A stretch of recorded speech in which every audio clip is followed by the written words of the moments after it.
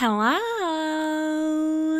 Hi guys, welcome back to my podcast. I'm Dawn, I'm a doctor, and this is Backseat Positivity, my podcast, and today we are talking about psychological safety. Basically, who else is scared of just saying something wrong, saying the wrong thing, and being chastised for it?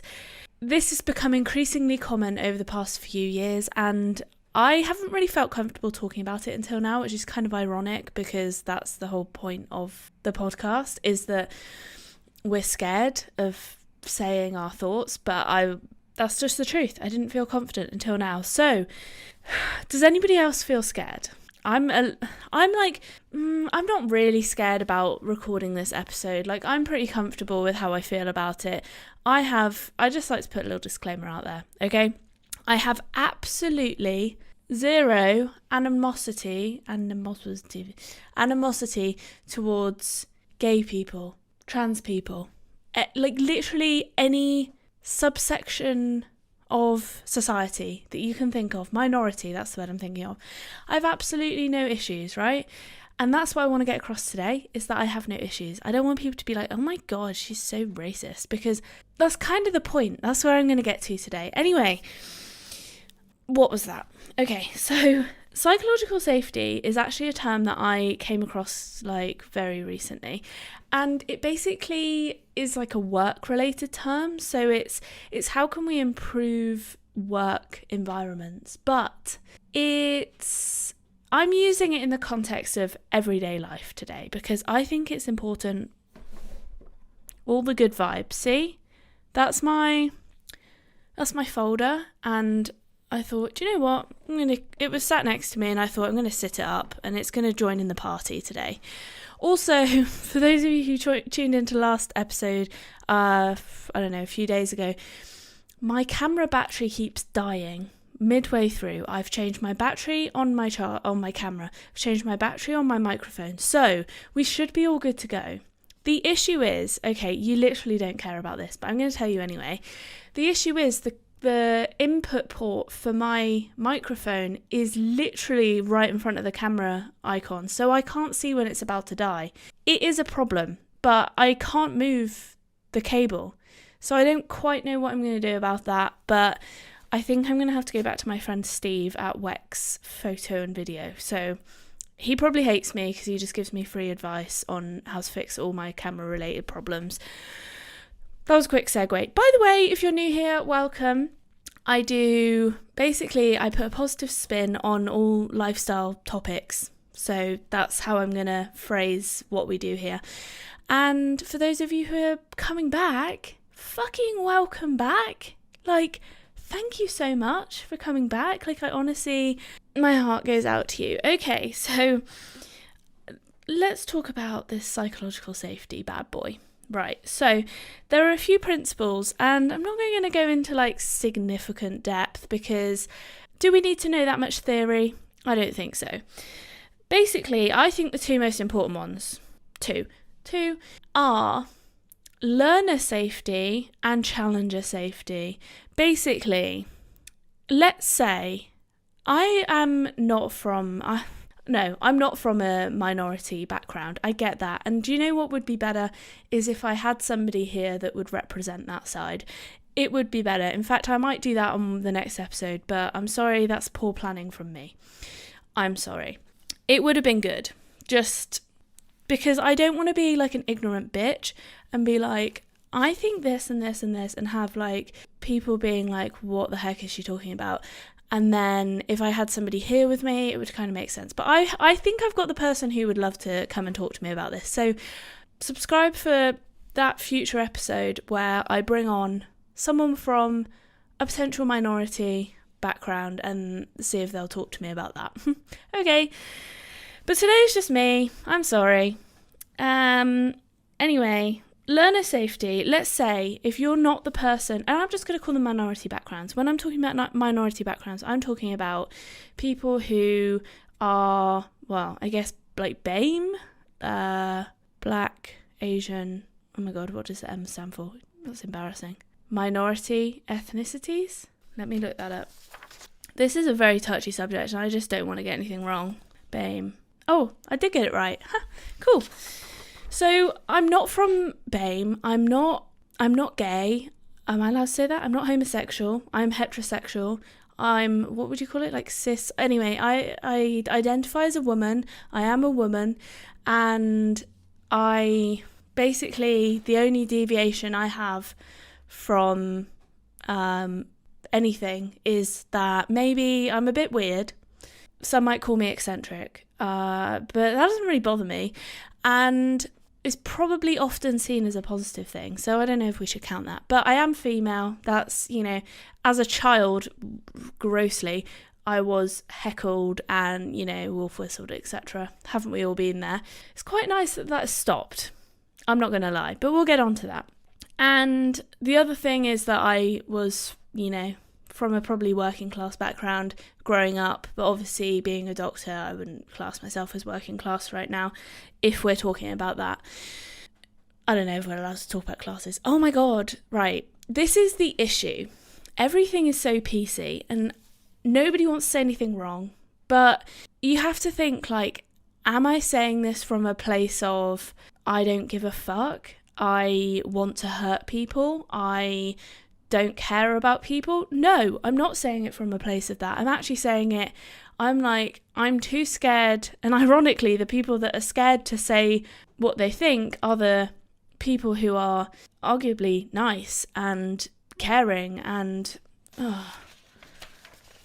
Oh my god, I just received an email that says they want references from my last 3 years of work. Okay, I shouldn't have had my emails on, but I did, alas. Request references for the last 3 years of your employment. Okay, I'm sorry about that hiatus, although you won't have noticed it because basically I'll just edit it out. Okay, shit the bed, what was I even talking about? Okay, I was saying it's the people that want to be nice people and are nice people that are the most worried about saying the wrong thing. And let's go back in time. Okay, no, let me explain. Learner safety, I guess I am the learner. Because I'm not from a minority situation, I would be the learner, right? So as a learner, I would be afraid to ask questions, to say something wrong, to say something not politically correct, to use the wrong term, to offend somebody.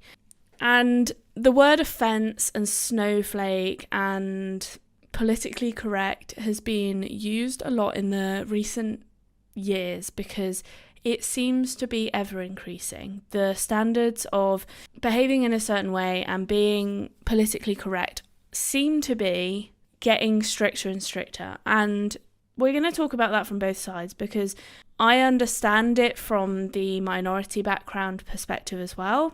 I'm just I would say I'm quite an empathetic person, sometimes to my detriment, but I am, and I often like to see both sides of the story. So we will talk about that in a minute. I'm not just going to talk about from my perspective, my side of the story. So challenger safety is for people to be so let's say I said something a little bit off, and people then felt like they wanted to challenge it. Well, we can give them the space to challenge what I've said, but without it being confrontational.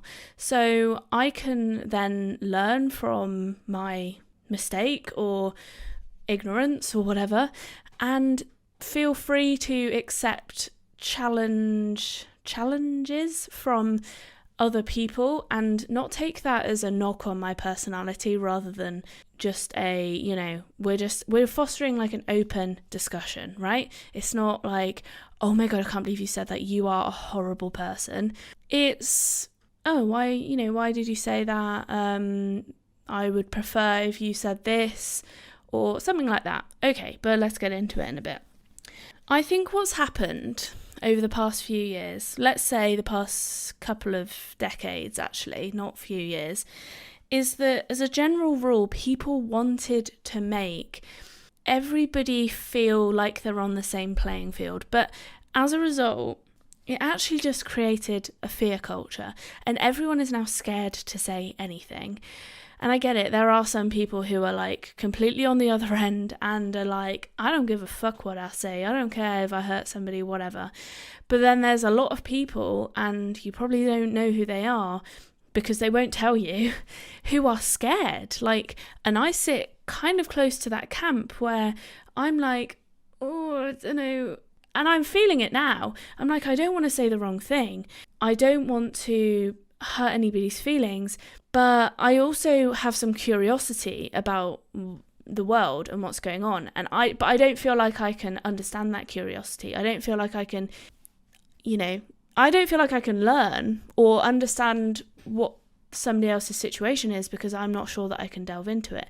And also, to add to that, not necessarily from my perspective, but I know a lot of people, it's like you can't have an opposing view.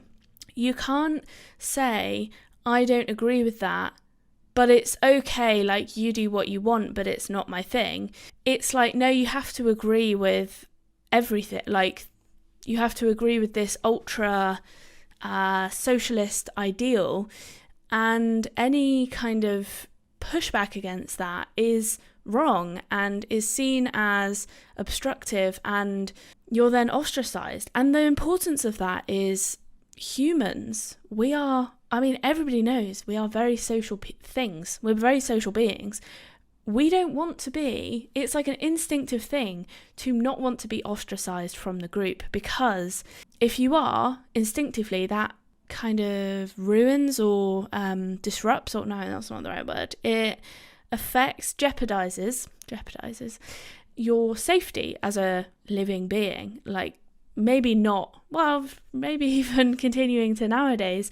And I'm not saying go out there and be hateful, but it's very hard to have any kind of differing opinion because you're either cancelled, shut down, ostracized, maybe your safety is jeopardized, or people just think you're a horrible person. And I'm not saying I have any opposing opinions, I don't think this is actually an opposing opinion. I just think instead of going like ultra, like freedom fighter or whatever, we should just kind of have an open and honest discussion about things and accept that people have different points of view. I don't think that's controversial. I think that's what a lot of people think, but it's like gone so far the other way that it's not in the middle. I mean, yeah, there's like there's the kind of camp, why do I keep saying camp? There's the zone where people are sitting where they're like, I hate black people. Okay, that could be like taken out of context if you cut that one bit out, but I don't hate black people. I don't like this group. And then there's the people that are like, but I love this group and everyone should be friends. And then there's like the middle where it's like, I'm neutral, whatever, anything can happen, doesn't matter, everyone can live in this sphere together.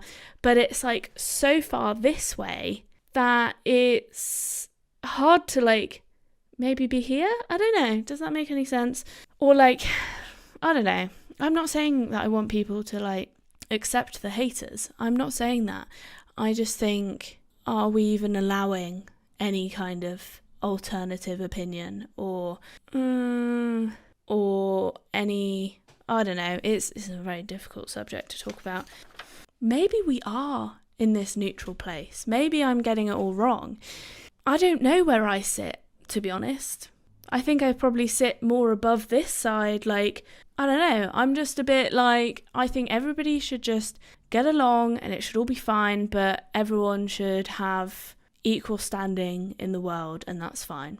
And there's actually this movement going around at the moment that's like, are we getting reverse racism, which is a whole another ball game, but we'll mention it. And it's like, are we getting racism towards white people now? Because, well, I'm sure there's lots of other videos you can go and watch about that. I'm not even going to go into it. I don't think it's something that I've necessarily come across in my personal life. But it's something I've seen on the internet. And obviously it's happening somewhere, but not something I've seen. I live in a very liberal city and I love it. Like Bristol, very chill, very creative, very liberal. Like, everyone's themselves, everyone's a little bit of everything, and it's just accepted, and it's fine, and it's fucking great. This is why I love this city, because it basically just fulfills everything that I think. It just fulfills all of my ideals, is the word, I would say. There's a big trans LGBT, was that right? LGBTQ plus community in this city, and I think that's great. Like, I think what people are a bit like with is the fact that they maybe can't ask questions. They can't say the word black or something like that. Like, oh, that person is black. Like, I remember I said that once and somebody was like, oh my God, that's racist. And maybe that's like maybe it was because it was a long time ago. But I was like, is it? Like, actually just consider what you've just said. Because I think what you've said, it could be more harmful. Like, outright blanket saying that somebody is a racist because they've said the word black or described somebody as black is very harmful and toxic. And I just think it fosters that fear culture that I talked about earlier. And it doesn't mean you're a bad person because you use a describing word or you describe somebody's race. Like, you can say much more mean things, but that shows some kind of intent. Whereas I feel like just if I said, oh, they've got brown hair, like, it just doesn't mean anything. Like, it's an adjective, in my opinion. Whatever. Okay, I think there's quite a big example of this that's recently come to light. It's in the YouTube content creation sphere. There's something that's happened recently, and that is on MrBeast's channel. Lots of you, he's like the biggest YouTube creator on YouTube. Like, I don't know why I had to say on YouTube. He's the biggest creator on YouTube. And he has a group of guys, only guys, and there's 5 of them, maybe 6, I don't know. And one of them has recently started transitioning to female. His name is Chris. He is like, previously was quintessentially, I think it was like Southern America? No, like Southern USA, like, I'm just hearing this like secondhand, by the way. Southern USA, quintessentially like trucker, dad, family, like wife and kid kind of situation going on. And then he started like changing, and people have been saying, is that going to change the dynamic of MrBeast videos? And the issue is, it kind of already has. Again, basically I should just credit Sunny V2. If you want to go watch his video, it's on his channel, Sunny V2. He basically describes this whole scenario probably in better detail than me, but you also might love me more, and that's fine. But you also might not care that much. That's also fine. So I'll give you a quick summary. He started transitioning, and it's kind of changed the dynamic of the group. This is what Sunny says anyway, and it's become a bit awkward and a little bit stilted, and it could either go one way for MrBeast. It could either be really good and help his channel reach people who are like in the trans community, or it could ruin the dynamic, go the other way, ruin the dynamic, and it could make his videos suffer. Now, the only scenario where this would therefore work for MrBeast is this side, where it improves his videos, or this side, but he can't fire Chris, because you can't, like, ethically, socially, morally, and probably even legally, can you fire somebody because they don't fit into the dynamic? Yes, maybe, but can you then fire somebody because they don't fit into the dynamic because they've changed gender? I don't think so. Like, morally, that would be like social suicide is what you call it, I think, the term. And Mr. Beast is not about to do that. Now, the only way, and this is what Sunny says, is the only way that scenario is going to work out for Mr. Beast is if Chris resigns, which I just don't really see happening, but I don't know. And if he does resign, then there'll always be talks like, did he fire him? Did he tell him to leave? Did he ostracize him? As in Mr. Beast, did he ostracize Chris to get him to leave? And Mr. Beast has always been supportive of Chris, it looks like, on social media, like on Twitter. But obviously we don't know what's going on behind the scenes, but also he also can't act in another way. And that's basically the summary of the video. So it's like, even if he thinks it's not working for the video dynamic, there's no way that he can get out of this unless Chris leaves. And that's potentially put Mr. Beast in a awkward situation. And I'm not blaming Chris for that. I'm just saying that's the situation, and that's what people are commenting on, is like, is it gonna jeopardize his YouTube career? Maybe. Who knows? I don't know. But that is like a big example of it right now, especially somebody in the limelight. Oh, another opposite example is Piers Morgan, who I don't know if you've heard of. If you're, I think he's done some American stuff. I was going to say, if you're listening from America, maybe you won't have heard of him, but I think he is known in America too. Basically, he's a British, where was he famous from? Was he? No. I don't know. Anyway, he was on like Good Morning Britain or whatever, some kind of morning TV show, like talk show. And he became, I don't know if this is always his thing, I never followed the situation of it, but it's basically his persona now, is that he started to become very opinionated about trans, gender things, as in gender topics, and basically that whole topic, like about gender. And he just basically said he didn't agree with it. He said some kind of things like, oh, if I decide I'm going to be I don't remember an exact quote, but if I decide I'm going to become like a lawnmower tomorrow, does that make me a lawnmower? And he was like, no, I'm still a human. Doesn't, just because I decide that that's what I want to identify as doesn't change it. Anyway, there's a big gender argument, blah, blah, blah. Is it now going the other way where people are we've come out of the fear culture and we're like, as in we, other people, humans as a whole, are we all like, actually no, we don't want to put up with this anymore. Like, we've accepted you guys, but now we're just sick of the fear culture. Like, we're happy to accept the change in society, but actually has it gone too far where we're now, there's like 20 pronouns, and that's like another theory in my head is like, have we gone from like 2000 to 2020, like 20 years or whatever?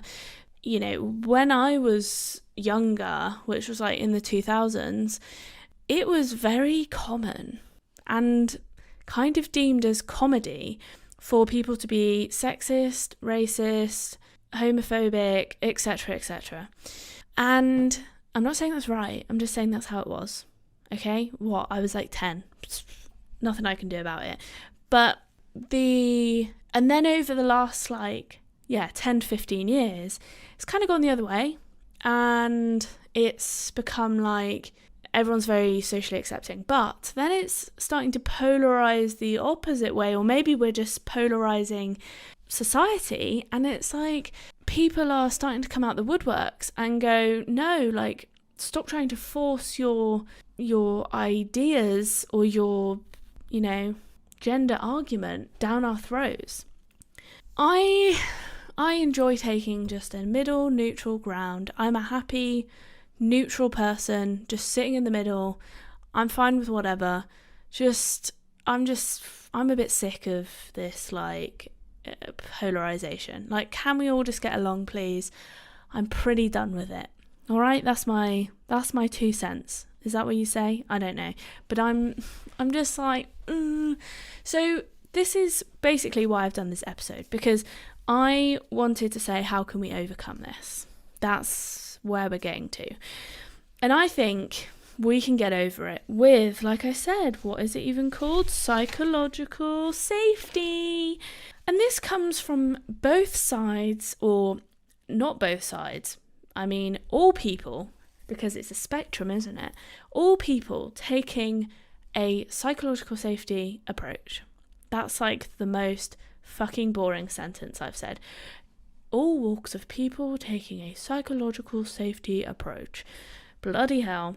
Basically, it's just about being curious, accepting curiosity, accepting opinions, accepting questions, and accepting challenges, especially as somebody, I'm a very curious person. I ask a lot of questions. I just do. And I don't apologise for it. I'm sorry. I'm like, if you don't want to answer it, and I say this, I'm like, if you don't want to answer, that's fine.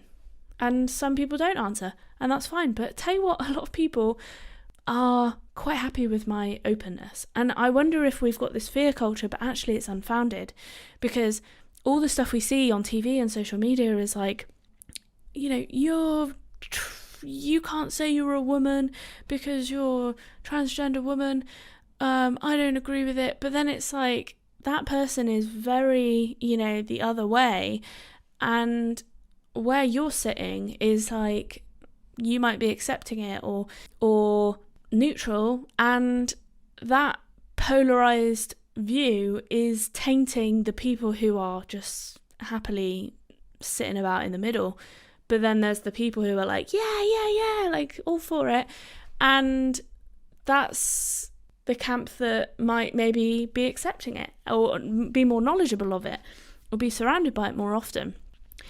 So this is how I try to overcome it. Now, I think it does take a lot of self-confidence to get to this point where you're happy to be challenged, you're happy to accept your stance on the situation and to stand up for yourself, because just because you ask a question doesn't mean you are a bad person. That's my opinion. Just because you ask, what does it mean to be, I don't know, I'm just trying to think of like a random question off the top of my head. Okay, a question I asked the other day, for example, was, what does a drag king mean? Because it's not a term I've ever heard of. And was it shot down? No. Was it? It was kind of laughed at. But I mean, it kind of makes sense. But like, it kind of makes sense. I guess I wasn't really asking what is it. Like, I was asking, what can you tell me more about it? And that's kind of a different question, but maybe that was my fault for not phrasing the question properly. But it's like, oh, well, drag king is like what it says on the tin. You're like a drag queen, but you're a king. So there we go. I would say I've got quite a few tips. Am I the expert? No, but am I good at asking people questions and getting answers, and not pissing them off and causing an argument? Yeah, I'm pretty good at that. Like, I'll admit to that. In fact, that's not a bad thing to admit to. But people do say I'm nosy. Fair enough. But the people that say I'm nosy are people who are listening to me asking the question to somebody else, and the person who I've asked the question to doesn't give a shit. So it's quite funny because they're like, Dawn, don't ask that. And I'm like, I asked the person who I've asked, I'm like, oh, sorry, I am quite nosy, but like, you don't have to answer it if you don't want to. Like, and then that's kind of like a yes, I will, or no, I won't answer. And most of the time they go, no, I don't mind, and completely shoot down the people who have shot me down. So there we go.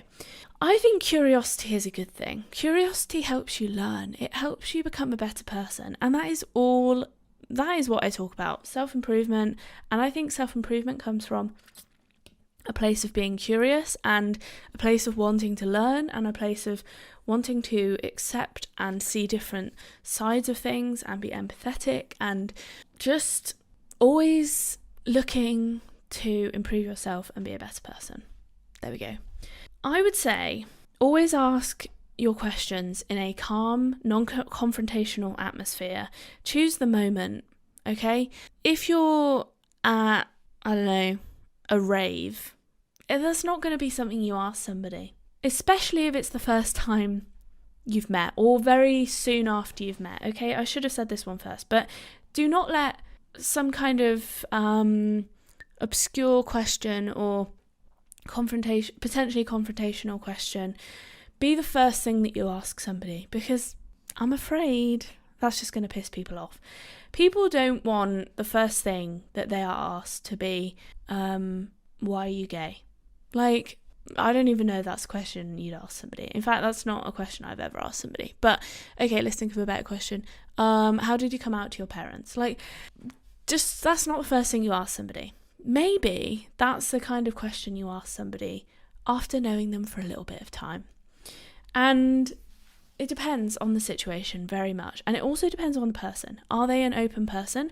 Are they a shy or closed person who does not seem like they want to answer those kind of questions? And I think that's what I'm quite good at reading, having done a lot of question asking to patients and learn along the way. I read people's body language very well. People don't think that I do because they're like, oh my God, I can't believe you asked that. But then actually, the fact that the person doesn't care makes it seem like I have read their body language. Whatever. So I would choose, like a nice calm atmosphere, like in a nice calm place, maybe private. You don't want to be like blurting these questions out in front of loads of people, because that's just gonna make it seem to that person, and this is like general life advice for asking people personal questions, okay? You can take this however you want. Doctor's advice for asking people personal questions. Tom always says to me, like, how did you, like, whenever I meet people for the first time, I always either remember a lot of information, but I glean a lot of information from people that I don't know. And Tom's always like, how did you do that? And I'm like, I don't know. Like, people just tell me stuff, but I think it's because, I don't know, I still haven't figured it out, but people are very open with me. I love it. I love having nice open conversations, and their information is safe with me. But sometimes, even if they don't know I'm a doctor, it's like, I think I'm just quite approachable. I'm like really blowing my trumpet here, like boo boo boo. But I'm sorry, you've got to give yourself compliments sometimes, haven't you? But yeah, I don't know. If you guys know, in fact, that would be a great comment. I would love to know, one, what you think of this topic. Like, did I say something that made you think, oh yeah, I might comment something? But number two, why do people tell me all of their personal information? I'd quite like to know. You might have watched my videos before and been like, I think somebody said to me the other day, oh, you're a very good conversationalist. So there we go. I think what it is I am genuinely so interested in people's stories. Like, I really want to know. So it's not like I'm doing it to be nosy. Like, I genuinely care about their story. And I think that comes across. I think I've just figured it out. You don't need to write a comment anymore. There we go.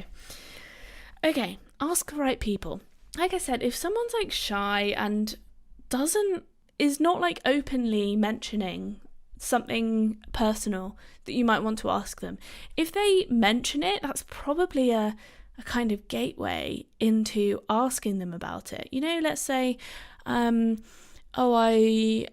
got an autistic son or something, and you kind of want to know a bit more about that. If they mention their autistic son, well, you can go, oh, do you mind if I ask you a bit more about that? And by the fact that they've mentioned it, they probably don't mind you asking more. Otherwise, they wouldn't have mentioned it. And okay, that moves on to the next point so nicely, because one of the best ways to get people, I don't want to sound manipulative, to overcoming this like fear of asking people questions, especially personal questions or, you know, potentially controversial questions, is to ask it. There's a way you ask it, okay? Let me ask the same question in two different ways, right? Let me go with the one about I mentioned the autistic son one because somebody did mention their autistic son once and I wanted to know more about it, so I asked them and they were fine with it. So let's say conversation number 1, right? This is like the bad way to do it, maybe the confrontational way to do it. I don't know if I can even do it. Let's say you see them picking up their obvious, like potentially visually autistic, like as in you can sense that there's something going on, but they haven't mentioned it. They haven't like made it knowledge. They haven't like explicitly said it. It's like a thing that's not mentioned, and you're like, oh, is your son autistic? Like, it's the way you say it. It's the fact that you haven't been invited to ask those questions. And I'm not saying like, hello, I invite you to ask questions about my autistic son. No, I'm just saying, and we'll get onto that in a second, like I mentioned, there's a way that you know that someone is ready to be asked those questions. Okay, number 2, they pick up their autistic son in front of you, not pick them up like off the ground, but like pick them up from school. And they're like, I don't know, oh, hi, this is Jimmy. And you're like, oh, hi, Jimmy, how are you? And then they don't say much, or they don't make any eye contact or something like that. And then the parent goes, oh, you know, Jimmy has just recently been diagnosed with autism. And you're like, oh, okay. And that is your like, do you mind if I ask some more questions about that? That was really interesting. Much nicer way to do it and much less abrasive, okay?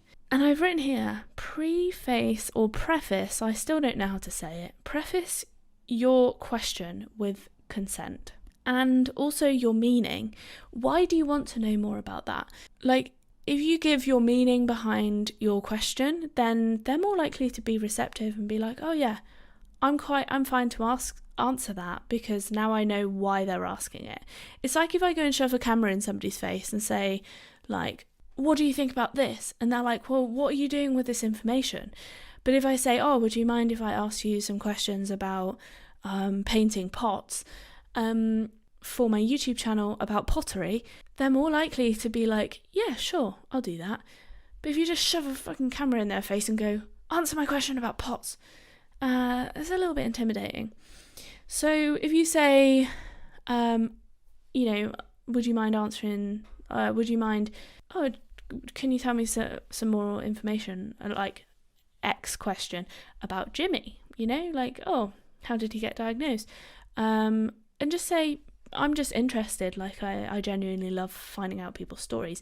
You give them a reason, they are much more likely to know what you want that information for. Like, I know it sounds really stupid, like I'm obviously not going to go and tell the world about Jimmy who's got autism, but it's like it makes people feel more comfortable or more safe to be like, oh, okay, fine, they're asking that not in like a malice way, they're asking it in they're genuinely interested way, and that's fine. I want to teach people about, you know, autism and what that looks like and how that is to deal with. Woo, okay.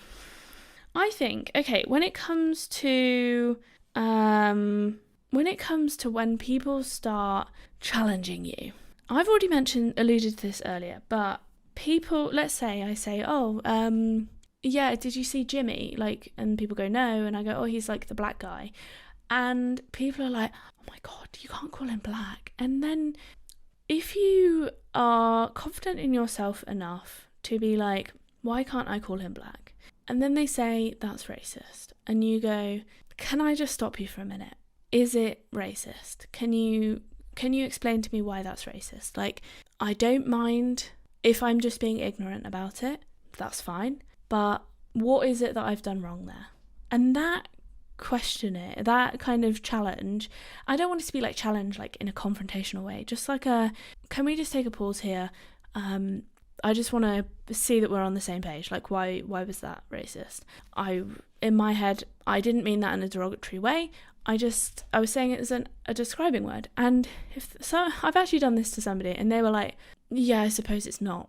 And I'm like, then when you challenge somebody from making those blanket statements, now, fair enough if I was saying something fucking horrible, but if you challenge somebody from making those blanket statements, they're probably not going to do it again. And it creates like a safe space for everybody to just be curious and asking questions and have like, it creates like a nice perspective around these conversations rather than like a fear of, oh, I don't want to say the wrong thing. And it's like, if we had a nice open atmosphere, wouldn't that just make everybody happier rather than like having some people that are scared and say nothing? Now, obviously, I'm not talking about the people who are like, you're fucking gross. Like, no, that's not okay. But the people who are genuinely curious and interested, I think, and have no malice behind it, I think that also shows in the way that you come across. And that's my last point, is if your perspective is that you're genuinely being nice and coming from a place of curiosity and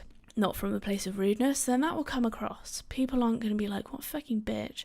They'll be like, yeah, fair enough, I'm happy to answer your questions. So there we go. I've talked for a whole 48 minutes, pretty much. My voice is quite tired. It's getting dark outside. I still need to go and walk the dog, so I better go do that. And also the camera's going to shut off in like 2 minutes. So it seems like a really good place to end it. Guys, I genuinely have had this conversation to open up views and perspectives, to send out good vibes. I don't want this to be like a taken out of context, horrible thing where like people think I'm a racist, sexist bitch. I'm quite happy to take on constructive criticism, but any kind of comments that are like, you know, not constructive are maybe not welcomed. But, you know, constructive comments and genuine discussions in the conversation. And this is, again, part of the like challenge culture of reducing the fear culture. Like, I am happy to discuss things in a nice, calm way, but I'm not going to get into like an internet keyboard warrior war about it. So anyway, I hope that was somewhat helpful for people who still are sitting in that like zone of fear culture, which I know a lot of people are, and I was genuinely worried to make this episode, but I thought, come on, Dawn, you just got to overcome your fear, literally. And there we go. I hope you can take those tips out into the outside world and not just ask people, you know, like questions about confrontational issues. Like, genuinely be interested in people's lives and their stories, and happy exploring. Okay, thanks guys. I'll see you in the next episode. I upload twice a week, Mondays and Thursdays for podcasting, and then 3 times a week for my actual YouTube channel videos. So please subscribe to get notified about those, and I'll see you in a few days. Bye.